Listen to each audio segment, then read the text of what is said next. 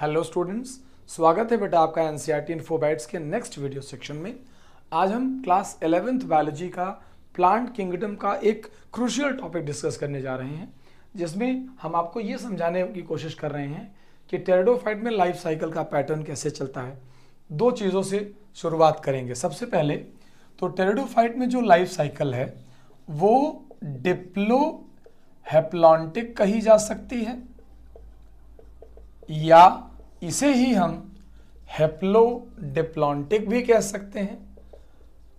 ये दोनों बातें ध्यान में रखिएगा, दोनों का सेम मतलब है, ये समझते रहें। सेकेंड थिंग, इस दौरान हम जो लाइफ साइकिल की बात करते हैं तो मैंने यहाँ डिस्टिंग्विश करके लिख दिया कि जो मायोसिस इनके अंदर पाई जाती है वो स्पोरिक मायोसिस है, और इस वजह से इनके अंदर डोमिनेंट डिप्लॉइड फेज भी आप देख पाएंगे।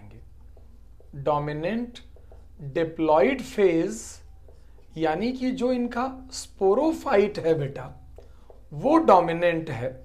ये मेरे और आपके लिए कहीं ना कहीं समझने वाली बात है।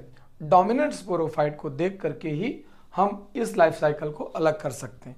लेकिन डोमिनेंट स्पोरोफाइट से आप ये मत समझिएगा कि गैमेटोफाइट इसके ऊपर डिपेंडेंट हो जाता है। इसका जो गैमेटोफाइट होता है, मैं यहां लिख दे रहा हूं, एंड इंडिपेंडेंट गैमेटोफाइट भी है। इंडिपेंडेंट गैमेटोफाइट है, यानी गैमेटोफाइट जो होता है वो स्पोरोफाइट पर डिपेंडेंट नहीं होता। M भी इंडिपेंडेंट और 2N भी इंडिपेंडेंट। दैट इज वाई ये क्वेश्चन भी कभी कभी पूछा जाता है कि ऐसा प्लांट ग्रुप बताइए जिसके अंदर मोस्ट डिस्टिंक्ट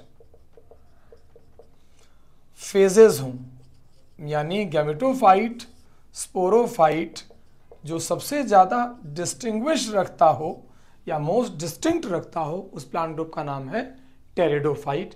इन्हें हम वस्कुलर क्रिप्टोगेम्स कह सकते हैं। इनके अंदर आपको हॉर्सटेल्स और फर्न्स मिलते हैं। टेरिडोफाइट में जैसा कि आप समझ पा रहे हैं, मैंने दो तरीके की लाइफ साइकिल की बात की है। एक, ये लाइफ साइकिल ऐसी होगी जो होमोस्पोरस टेरिडोफाइट की होगी। ऐसे टेरिडोफाइट जो सारे स्पोर्स एक ही तरह की टेरिडोफाइट बनाएंगे, या मैं फर्न्स नहीं लिखूंगा, मैं लिख देता हूं टेरिडोफाइट्स। यानी ऐसे सभी टेरिडोफाइट्स जो होमोस्पोरस हैं, एक ही तरह का स्पोर बनाते हैं, उनके अंदर जो लाइफ साइकिल है, और ऐसे टेरिडोफाइट जो हेट्रोस्पोरस हैं उनकी लाइफ साइकिल अलग अलग होती है। तो जैसे मान लीजिए मैंने आपको बोला कि होमोस्पोरस टेरिडोफाइट में सबसे ऊपर डोमिनेंट कंडीशन में एक स्पोरोफाइट रहता है जो कि डिप्लॉयड इंडिविजुअल है। इसके अंदर जब आप जाते हैं तो आप कहते हैं कि स्ट्रोबिली पाए जाते हैं या लैक्स पाए जाते हैं। कौन कहते हैं इन्हें? स्ट्रोबिली के अंदर बेटा जी स्पोरोफिल्स का फॉर्मेशन होता है। स्पोरोफिल के अंदर अगर देखेंगे तो स्पोरेंजिया बनते हैं, और स्पोरेंजिया के अंदर स्पोर मदर सेल्स बना करती हैं। अब ये जो स्पोर मदर सेल तक का सिनेरियो है, ये सब के सब डिप्लॉयड इंडिविजुअल हैं, यानी ये सब डिप्लॉयड स्ट्रक्चर्स हैं।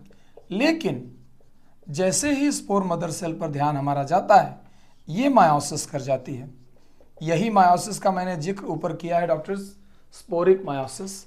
और ये मायोसिस करते ही हमारे पास स्पोर आ जाता है, जो कि पहली हेप्लॉइड स्ट्रक्चर है। ये स्पोर आगे चलकर प्रोथैलस या गैमेटोफाइट को बनाता है। ये जो प्रोथैलस है इसी का नाम गैमेटोफाइट है। ये जो प्रोथैलस या गैमेटोफाइट बना, इसके पास दोनों तरह के सेक्स ऑर्गन्स रहते हैं। Male sex organ that is antheridia, female sex organ that is archegonia. जो एंथेरिडिया हैं इनके अंदर स्पर्म मदर सेल, आर्किगोनिया के अंदर egg mother cell. Egg mother cell से एग का फॉर्मेशन, स्पर्म मदर सेल से स्पर्म का फॉर्मेशन होता है।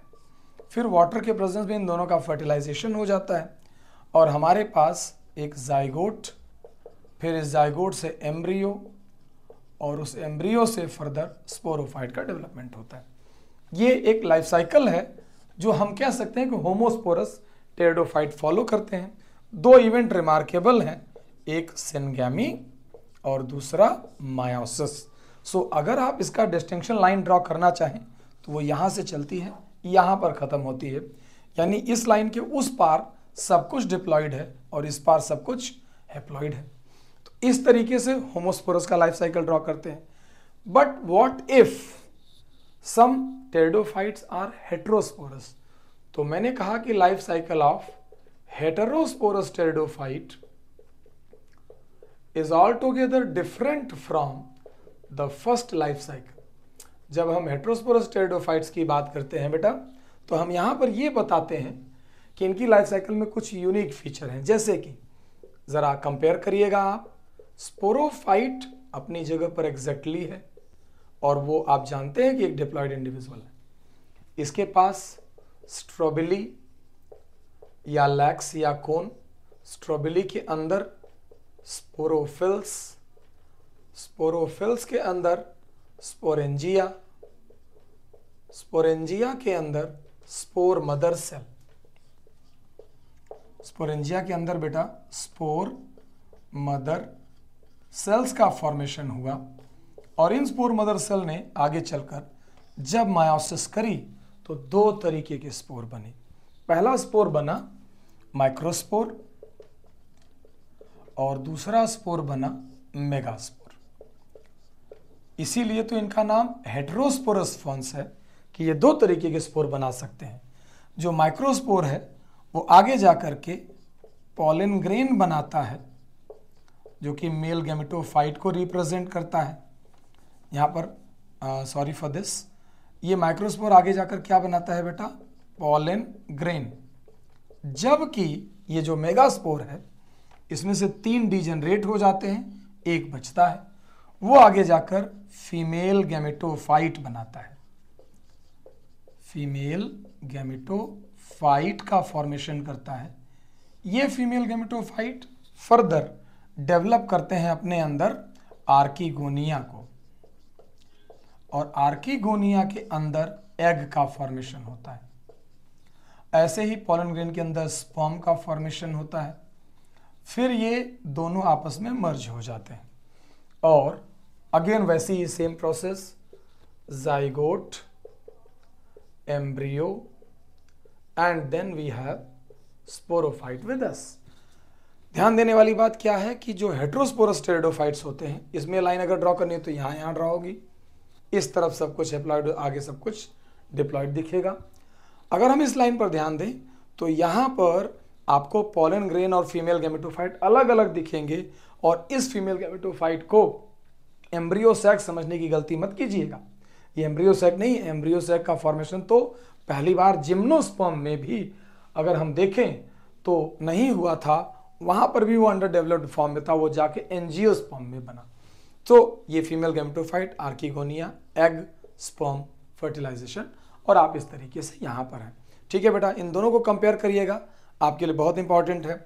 ये लाइफ साइकिल 5 तरह के प्लांट्स में 5 ही एग्जाम्पल हैं इसके। एक एजोला है, दूसरा आइसोइड्स है, तीसरा मार्सिलिया है, चौथा सिलेजिनेला है और 5वां साल्विनिया है। मैंने याद करके बता दिया है, एम्स की स्पेलिंग थोड़ा बदल गई है, तो एजोला, आइसोइड्स, मार्सिलिया, सिलेजिनेला और साल्विनिया याद कीजिए। ठीक है बेटा, प्लीज़ ख्याल रखिए।